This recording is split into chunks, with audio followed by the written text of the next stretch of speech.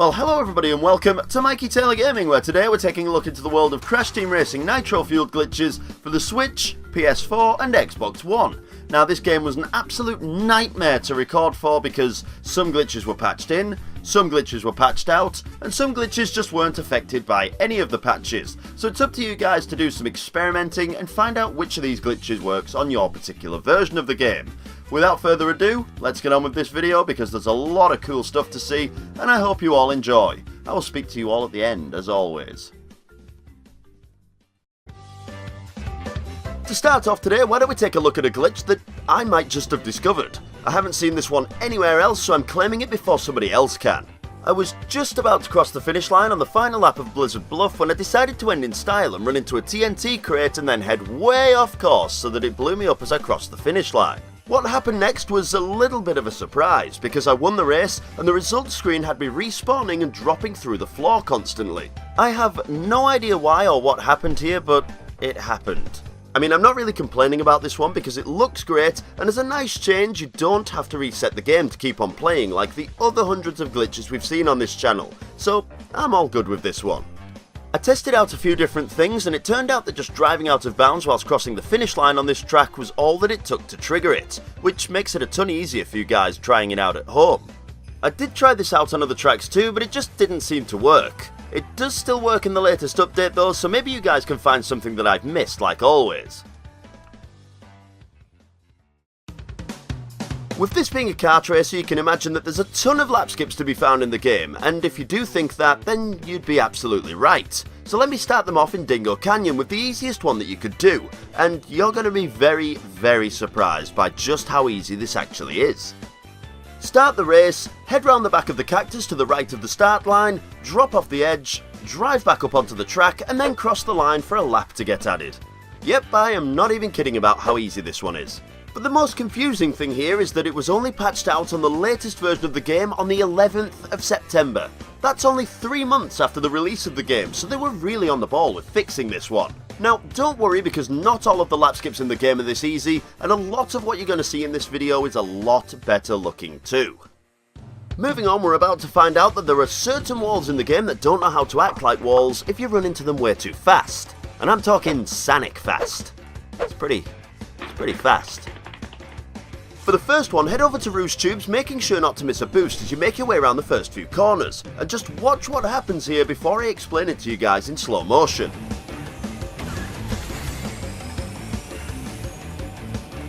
Yeah, this isn't actually as hard as it looks. As you get to this part of the track, you just have to hop and turn the kart so that it lands right before the boost pad and it's aiming towards this section of the wall. Then all you have to do is hop right before you hit it, but if you're going too slow you won't be able to get the height that you need to get back onto the upper track. If you go too wide to the left, you won't be able to get back in bounds through the tube that's above you, and if you head to the right too quickly then you'll glitch out of the screen refresh area and get this weird effect for a second, which is honestly pretty cool, but we're going to take a better look at that later. If all goes smoothly, the kart is facing the right way and you have enough speed, just hop before hitting the wall and all of that boost speed that you built up should push you upwards instead of stopping you dead. While you're up and out of bounds, there's a kind of specific route that you need to take to the right to avoid invisible barriers that'll put you back at the start line, but after a few attempts you'll easily learn where these are and you'll be able to finish the course with a much faster time than usual. I mean, my best time using this glitch is just 1 minute and 13 seconds, so you can see how overpowered this glitch is, but don't worry, I'm obviously not connected to the internet, so no leaderboard cheating here. I mean, what do you take me for? I'm a nice guy.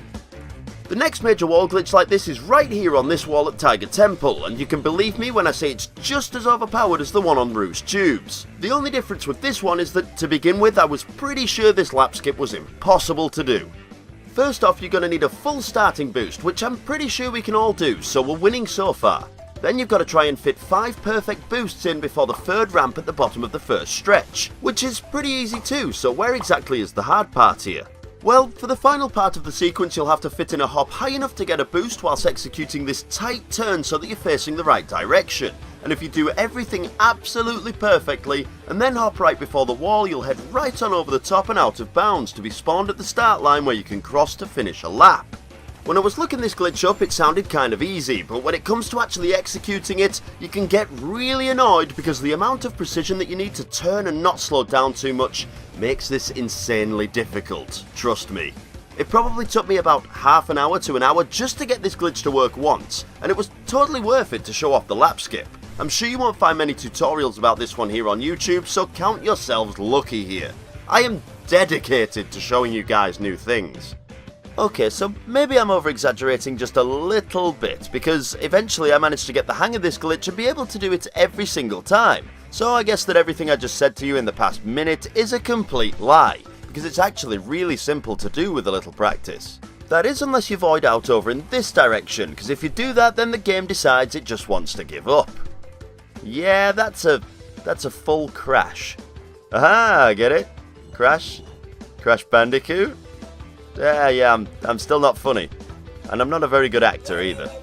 As a bonus, if you fail the glitch and don't manage to get quite enough speed to get over the top of the wall, there's still something strange that you can see. The cart will start floating in the air, and if the camera gets obstructed, then you can see all the way through your character's model. This is interesting to see, since this is one of the only non-lap skip glitches in the game, but being able to see through their mouth from the inside like this, it really creeps me out, so we need to get that off the screen right now, because I just don't like that. These two glitches were really helpful for beating Oxide time trials, and there are definitely more to be found out there, like in Dingo Canyon. But by now, my guess is that they've already been patched out just to avoid people using them to cheat online, which we can all agree is only fair.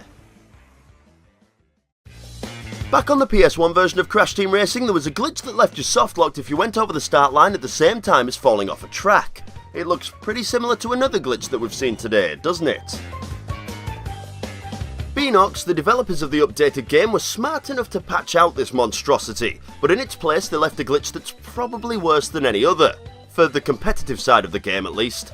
There are plenty of courses that you can fall off right next to the start line, like Papu's Pyramid, Electron Avenue, Coco Park, Engine Labs, and many others, we can all agree. This glitch is as simple as falling into the void at the same time as crossing the start line to get the game to think that you've been around the track, skipping an entire lap. This is another one of those glitches that sounds pretty simple to pull off, but it can take some pretty precise voiding out to get the lap to count. Because by precise, I mean the exact same frame that you cross the line, you have to void out. It might take a few attempts to get this skip to work, believe me on that one. The easiest way to overcome the precision and the luck is just to have a friend push you further into the void after you've jumped off the course. This gives you a guaranteed lap skip when you're respawned. One of the most difficult tracks I've tried this glitch out on is the turbo track. You can actually void out and get respawned if you get too close to the walls next to the start line here. With a perfect hop over the void boundary, you can be recovered in a position that'll cause the lap counter to change when you cross the line. But this is another difficult one to trigger properly. You've got to be in an exact coordinate when you're recovered to get the game to count the lap, but if you get the hang of it, you can finish laps in less than 10 seconds. Next up is one of my patched out favourites. It's so simple, but it would have saved you a lot of time, like every other glitch that you've seen in this video. On the Papu's Pyramid track, get 3 perfect boosts around the first corner, then hop your cart off the right hand side of the track around here. With good aim, the cart will bounce off the top of an invisible barrier, sending you over the death plane, so that you can carry on the race after skipping maybe 80% of the track. Yeah, when this one worked, you better believe that it was abused. You couldn't land on the left hand side of the track after bouncing though, otherwise the game would still recover you back onto the intended route. I'm not sure why, but the fallout area must be bigger on the left. It's easily avoided, so it really isn't an issue if you're trying this glitch out. Apparently this was quite a difficult one to pull off, but I had no problem whatsoever with it. In fact, it worked almost every single time for me, so I'm really not sure what people were complaining about. Then again, after the Tiger Temple Wall glitch, I must have a seriously high threshold for difficult glitches now. There's one more strange glitch on this track, and I really can't get my head around why it wasn't noticed in testing. I'm sure we all know about the shortcut that skips the long corner about halfway through the track. If you've never seen this shortcut before, then have you even really played CTR? If not, then go out and buy it, because it's awesome. Well, this shortcut actually has a huge glitch if you drive straight off the pillar and carry on driving off the track ahead.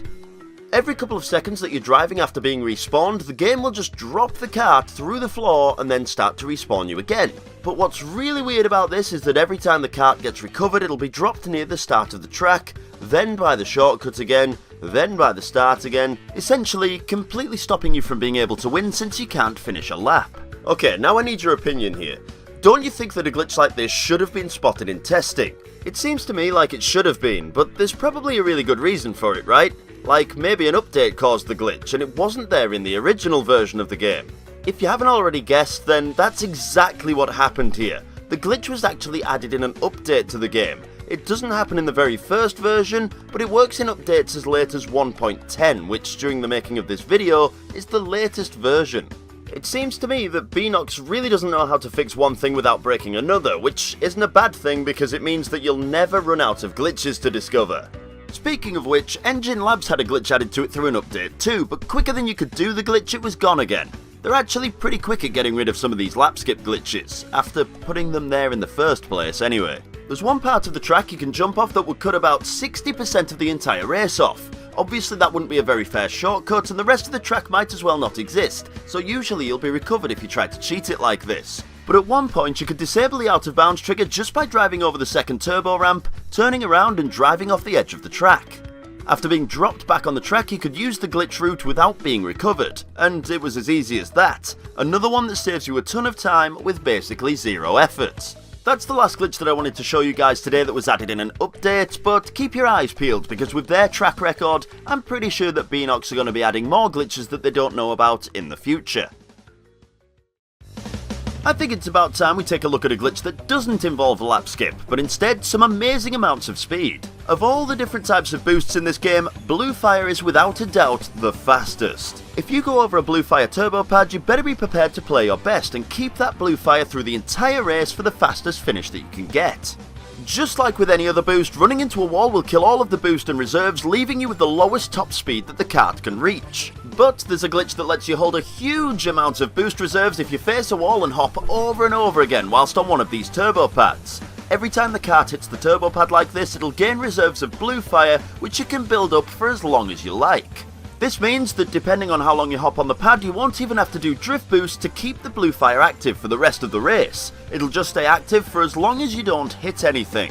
Now it looks really easy, but I guarantee that you'll fall off the track at least once whilst trying to hop up against the wall. If you're not facing the wall at 90 degrees, the controls are so slippery and it's difficult to adjust, so you'll just end up getting launched off the track and out of bounds if you're not careful. Even though you lose a little time by stopping and hopping on the pad for a while, you can easily make that time up if you keep the Blue Fire active, which is a little trickier than it sounds because there are way too many tight corners on this game not to hit anything, especially here on Cortex Castle where I'm trying this glitch out. Or maybe it's just that I suck. It's probably that one, let's be honest. Since cheats are part of this game, I figured it'd be good fun to take a look at some of the glitches and skips that you can only get to work through the use of them. You remember the Roost Tubes glitch from earlier in this video where you could see the weird effect for just a second? Well, you can see it for much longer if you use speed boost cheats to get max speed whilst hopping out of bounds. Up here you can see way more clearly that the graphics aren't overwritten, so every single frame is redrawn without wiping the previous one. It's essentially the same glitch as the one found in Super Mario 3D World. Other than the fact that the one in 3D World lasts forever, which is just great. You can do what you want with this thing. Pause the game and refresh the screen and then make more patterns. It's just wonderful. If we move on over to Wario Stadium... Excuse me. I obviously meant to say Tiny Arena. There's nothing similar about those two tracks.